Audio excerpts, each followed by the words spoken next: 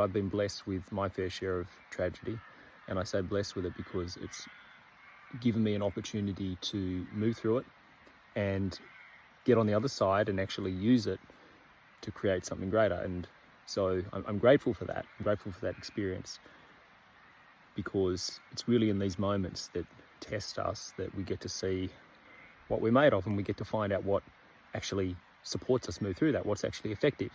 So we get to kind of battle test maybe all these concepts and ideas that we've had. So if you're experiencing, tragedy in your human experience right now, a couple of things around that.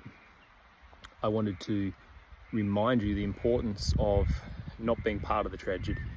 So you can be in an experience but not be consumed by it. And I'm going to give you a real example now. So they showed with individuals who were present at the Boston Marathon bombing that happened quite a few years ago now. Many of them were less affected than the people who were watching news updates about the Boston Marathon. So those individuals who were live on the scene, it was full on. It's not diminishing the intensity of that experience, and some people truly were affected by that in a big way.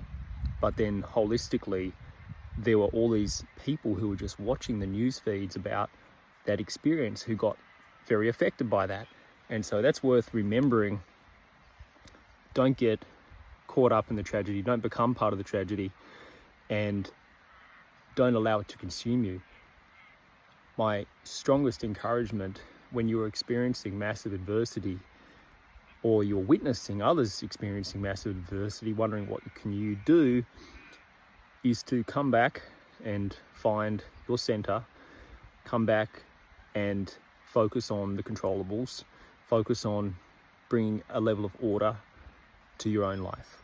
So that might be examining your own life, looking at your experience, your home, your thinking, your emotional quality, your relationships, the other dimensions of your life, and asking yourself, how can I bring some order to this? How can I bring a little bit of stability and focus on doing my part to be someone who's in less chaos? Now, that's going to have a massive ripple effect. It's going to have a ripple effect. So if you can move into that energy of finding a center in amongst chaos, it's often one of the greatest things you can do. And then from that place, if you can offer support to someone else, you'll be able to do it on a higher level, because now you're attached, you're tethered, you're anchored to something stable. So come back, find your center, bring order